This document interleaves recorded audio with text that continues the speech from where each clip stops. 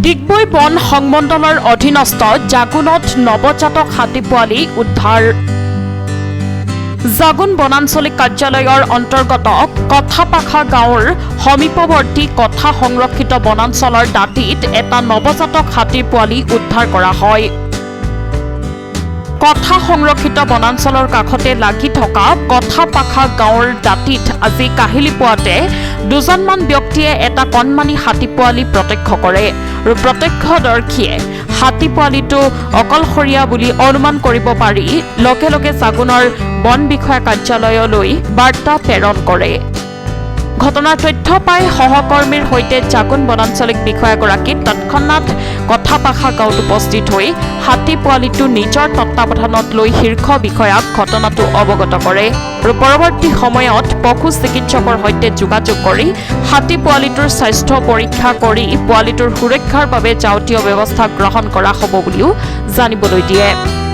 উল্লেখ্য যে পুৱা হাতী পোৱালিটো সুস্থ অৱস্থাত নিজেই এখোজ দুখোজ কৰি পাখা গাঁৱৰ ফালে আহিছিল যদিও পৰৱৰ্তী সময়ত পোৱালিটো প্ৰায় দুৰ্বল হৈ পৰা পৰিলক্ষিত হয়।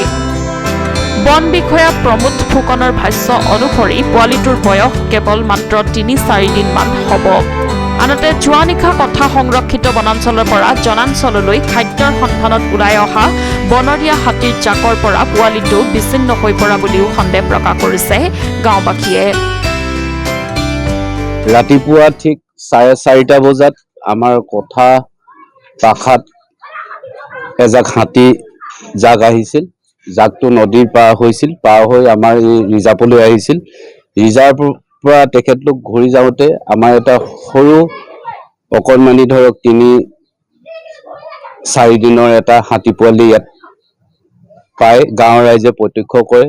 সকলো আমাৰ এই ধৰক পাখা গাঁৱৰ ৰাইজে সহায় কৰে। তেখেতলোকে আকৌ নদীৰ কিনাৰৰ পৰা অকণমান ধাননি পথাৰৰ পৰা উদ্ধাৰ কৰে। কৰাৰ লগে লগে আৰু এই হাতী পোৱালিটো আমাৰ ইয়ালৈ পাখা গাঁওখনলৈ লাহে লাহে খোজকাঢ়ি আহি থাকে আৰু গোটেই গাঁৱৰ মানুহে আমি জনোৱাত আমি আহিলোঁ। আমি আহিয়ে লগে লগে আমি ওপৰৰ আমাৰ DFO ছাৰক আমি ফোন কৰিলোঁ। কৰাৰ লগে লগে তেখেতে ডক্টৰ পঠাই আছে। ডক্টৰৰ লগত আমি আলোচনা কৰি আছোঁ। ডক্টৰ আহিলে আমি চব এইখিনি তেখেতলোকে কি পজিশ্যন লয় তেতিয়া আমি ক'ব পাৰিম। যিহেতু এতিয়া হাতী পোৱালিটো শুই থকা অৱস্থাত আছে, কিবা অতি দুৰ্বল হৈ হৈছে নে অন্য কিবা? দুৰ্বল হৈছে। আমিতো অহালৈকে ধৰক সম্পূৰ্ণ খোজকাঢ়িয়ে আছিলে, এতিয়া দুৰ্বল হোৱাৰ কাৰণে অলপ শুইছে। সৰু পোৱালি, একেবাৰে সৰু 2-3 দিনৰ পোৱালি। সেইটো কাৰণে মানে এতিয়া ডক্টৰ আহি আছে আমাৰ। ডক্টৰ আহিলে তেখেতে কি পৰামৰ্শ দিয়ে আমি সেইটোৱে কাম কৰিবলৈ হাতত ল'ম। কথাপাখা গাঁৱত বনান অঞ্চলৰ পৰা বনৰীয়া হাতী এজাক ওলাই আহিছিলে বোলে ৰাতি 12টা বজাত। আহি পেলাই তেওঁলোক পথাৰত নামিলে, ধাননিত নামি এটা সৰু পোৱালি এৰি মাক গোটেই জাকটো নদী সিপাৰ হৈ গুচি গ'ল। তেনেকুৱাতে ৰাতিপুৱা পোহৰ হোৱা অৱস্থাত এজন গাঁৱৰ মানুহে দেখি হাতী পোৱালিটোক উদ্ধাৰ কৰে। তেনে সময়তে গোটেই গাঁৱৰ মানুহ ল'ৰা ছোৱালী গোট খাই এতিয়া হাতী পোৱালিটো ওপৰলৈ উঠাই অনা হ'ল। বৰ্তমান ক'ত আছে? আমাৰ নিজৰ বাসগৃহতে আছে। হয়। এনেই জাকটোত কিমান মান হাতী আছিল? এতিয়া সেইটো কথাটো এনেকে ক'ব নোৱাৰিম। মই জাকটোতো ডাঙৰকে থাকে, ইয়াত 30জনীয়া 20জনীয়া এনেকুৱা জাকে থাকে আগত দেখিছোঁ আমি ওলাই অহা, কিন্তু আজি কিমানটো আছিল ইমানটো সম্ভৱ ক'ব নোৱাৰিম। আৰু এটা কথা সুধো আপোনাক, যিহেতু প্ৰায় হাতী বনৰীয়া হাতী তো এই গাঁওসমূহত প্ৰৱেশ কৰে, তো ইয়াৰ মূল কাৰণ আপুনি কি বুলি ভাবে? মানে এনেকুৱা হয়, তেওঁলোকে জংঘলৰ পৰা প্ৰায় ওলায়ে থাকে। ধান ৰোৱক বা নোৰোৱক কিবা হেৰি কৰি সেইটো নহয়, ধান পকা অৱস্থাটো আহে। অলপ আগতে ধান ৰোৱাৰ আগতে ধান খায়ো গ'লহি। ধানৰ কাৰণে বিশেষকৈ আহে বা মানুহৰ ঘৰতো কেতিয়াবা সময় অনিষ্ট কৰে। ঘৰ চৰ ভাঙিছিলোঁ আগত, এতিয়া খালি 2 বছৰ পাছত ভঙা নাই বা আগত।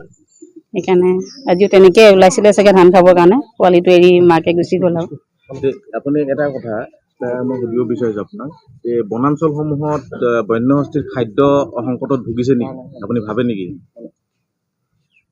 যিহেতু যেনেকে এতিয়া জনাঞ্চলত প্ৰৱেশ কৰিব লগা হৈছে হাতী। তেনেকুৱা ক'বলৈ গ'লে আমিনো মহিলা ন, বা জংঘলৰ ভিতৰত তেনেকৈ প্ৰৱেশ কৰি পোৱা নাই। মানুহৰ মুখত শুনামতে পাওঁ তেওঁলোকৰ খাদ্য অভাৱতেতো হেৰিয়লৈ ওলাই আহে, মানুহৰ ঘৰলৈ বা পথাৰলৈ। নিশ্চয় খোৱা বস্তু অভাৱ পাইছে জংঘলৰ ভিতৰত, সেইকাৰণেতো ওলাই আহে। যদি ভিতৰতে খাবলৈ কল বন কিবা বাঁহ চাহ থাকিলে হ'লে আগৰ দৰে কিছুমান বস্তু নাই বুলি কোৱা শুনো। সেইকাৰণে ওলাই আহি তেওঁলোকে খাদ্য অভাৱতেতো মাখত নামি আহে, সেনেকৈ বুলি ভাবোঁ আৰু। এতিয়া আপোনালোকে বন বিভাগক খবৰ দিছে? খবৰ দিয়া হৈছে। খবৰ দিয়া হৈছে। তেখেতলোক উপস্থিত আছে। তেখেতলোক আধা ঘণ্টা আগা পিছা কৰি কিনে পালেহি, পলম কৰা নাই বাৰু। তো তেওঁলোকে এই পোৱালিটোৰ সন্দৰ্ভত কি ব্যৱস্থা গ্ৰহণ কৰিব বুলি কৈছে, তুমি গম পাই? তেখেতলোকে কৈছে এতিয়া ডক্টৰ আহিব, তেখেতলোকে চোৱা চিতা কৰিলে, ফটো চটো উঠালে, তাৰপৰা এতিয়া ডক্টৰ আহিব বুলি কৈছে। ডক্টৰ আহি কি কৰে আৰু কলৈ নিয়াৰ ব্যৱস্থা কৰে বা কেনেকৈ কি সুৰক্ষা দিব পোৱালিটো, ভালকৈ সুৰক্ষা দিলে আমি ভাল পাওঁ। ডিগবৈৰ পৰা বিনন্দ কোঁৱৰৰ ৰিপৰ্ট, সংবাদ লহৰ।